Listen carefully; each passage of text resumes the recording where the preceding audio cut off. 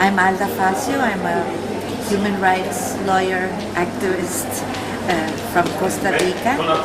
And Costa Rica is not a secular country. It's one of the few countries in Latin America that have official religion of the state is the Roman Catholic Church. So I want to mention this because it's very interesting with regards to what is happening in other countries where they are secular legally, but not really. Socially not secular, right? The state isn't. So because in Costa Rica we've had this constitution since 1948 that officially describes the church as the religion of the state, and it's very powerful because the state gives money to the church. 10% of the budget is for the church, right? Because it is the religion of the church. So they not only have their own money from what they get from people always giving the whatever, I forget the name of what people do in church, that they give money to the church, the people that go to church, but also they get money from the state, and also they have legally a voice in every law that passes in Costa Rica. They have the right to state their opinion about every single law. Of course, they don't care about many laws, but every time that there's a law that has to do with family or with women or with homosexuality, which is there. For me, the Catholic Church has the two. They're focused on the two issues, which is abortion and homosexuality, right? So whenever anything that touches upon that, including education, then they will oppose it, and then the state has to comply. For example, in the early 90s, the state had done this fantastic work of this education, sex education, for all the schools in Costa Rica. It was for the state-run schools. And the hierarchy of the Catholic Church saw the finished product, although they had participated in the product, in producing the product. When they saw the finished product, they said that it had to be destroyed.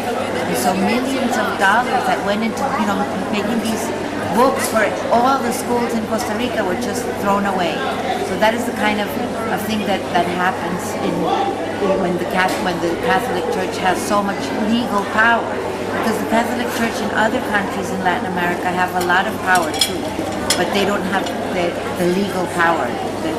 Many countries like Guatemala, El Salvador, Nicaragua are supposedly secular states, but of course the Catholic Church there has also a lot of power because the majority of the politicians are Catholic or say they are Catholic.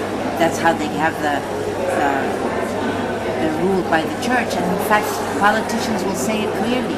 I will never adopt, for example, I was interviewing a congresswoman from El Salvador, and she said, I will never vote for the ratification of the optional protocol to CEDAW.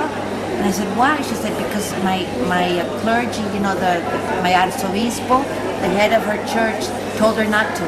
And I said, but are you not representing the people, or are you representing the church?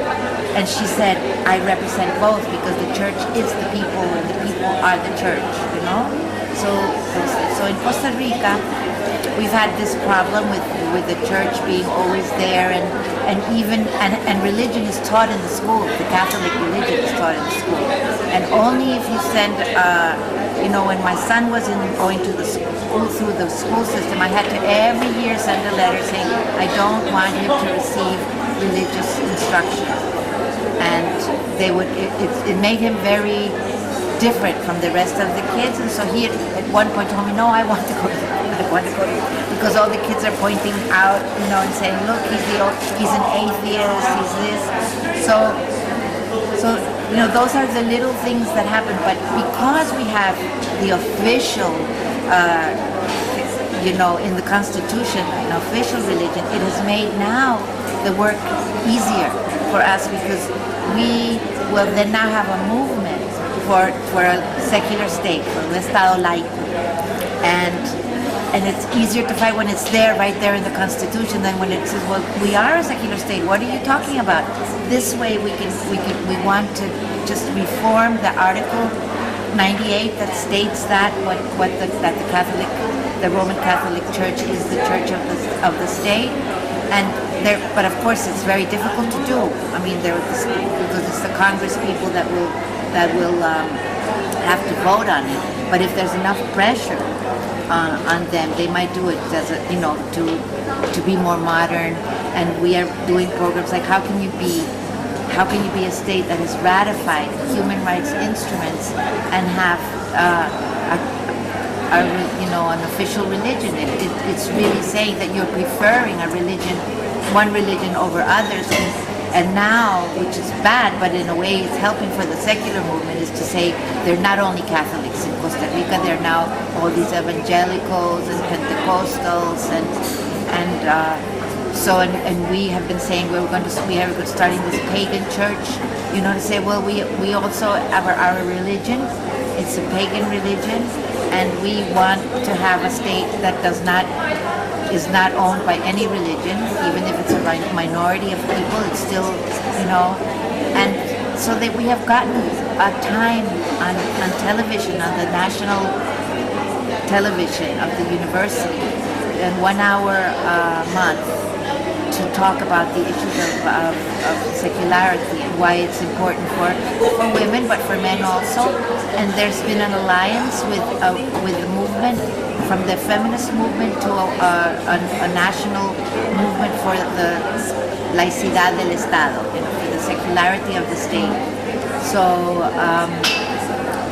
there is a building movement with this, because there's many other people are feeling disgusted with the idea that the state gives 10%. So my taxes go to the church. That a church that I don't belong to, and a church that I don't want, and a church that I totally disagree with. So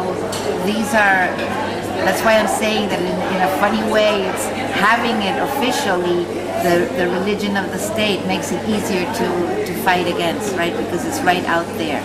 And it will produce also an interesting thing, which is that we're educating the public, because we get calls from, when we have the television program, we get calls from the public saying, how can you say you're going to all go to hell because and we're saying, no, we have a woman that is Catholic, I am a Catholic, I go to church, I pray, I do this. It's just that I don't want the state to be giving, more help and effort and support to one of the religions of the world, and not all the religions that could be there. And people are learning that it's okay to be Catholic and be for the secular state.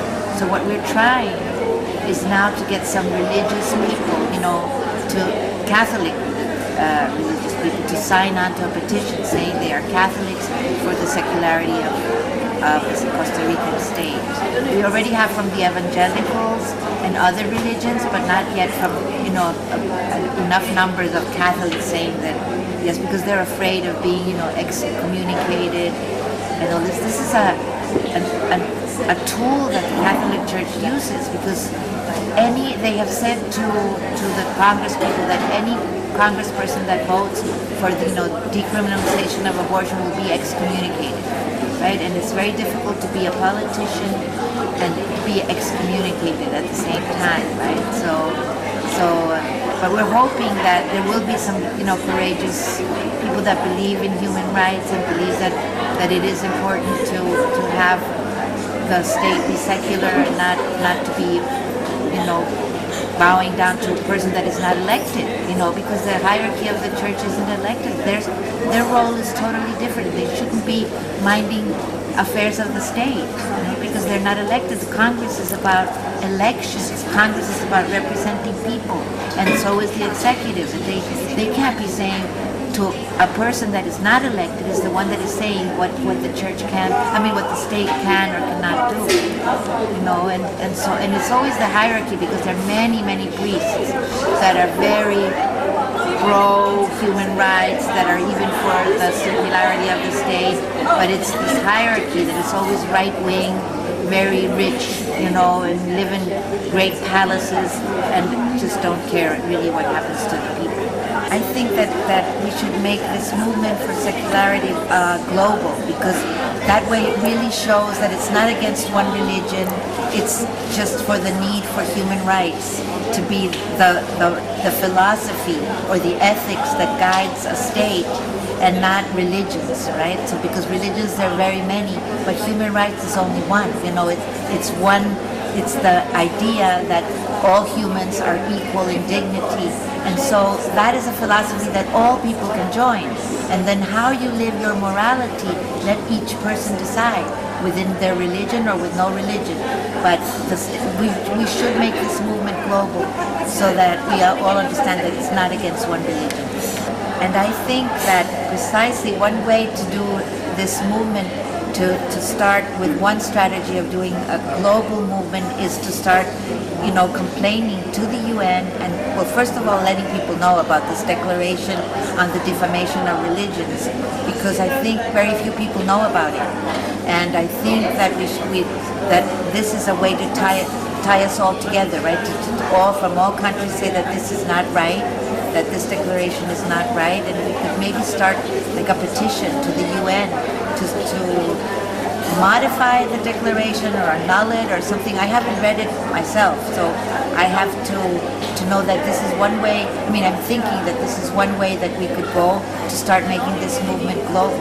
I haven't read it, but I imagine that is something that I've been hearing a lot about the need to, for example, respect the rights of indigenous people, so they call it the cultural rights. And I'm always saying, yes, but cultural rights, everybody has culture, a culture, so yes, you have to protect it. It doesn't mean that to protect that, you have to violate the other person's human rights, because human rights are always in that. They're always in a balance. My human rights end where yours start, and that is always the way all human rights are, not only cultural right or religious rights. So the religious people have right to their religion, to be able to have their faith respected, but as long as they don't irrespect my right to my body, to my own convictions, and to my own religion. For example, as a pagan, the Catholics are always talking about pagans and saying that they're atheists, that they're this, that they're the ones who killed Christ. It's ridiculous. So there should be respect to all religions, from all religions, and to even those who don't have a religion. Paganism is a belief in that there is a spirituality, in that we are partly spiritual, but that we don't have to have an outward sign of it, a religion with men saying what you have to believe and how you have to behave. And pagans, their main concept is to say, never harm anyone.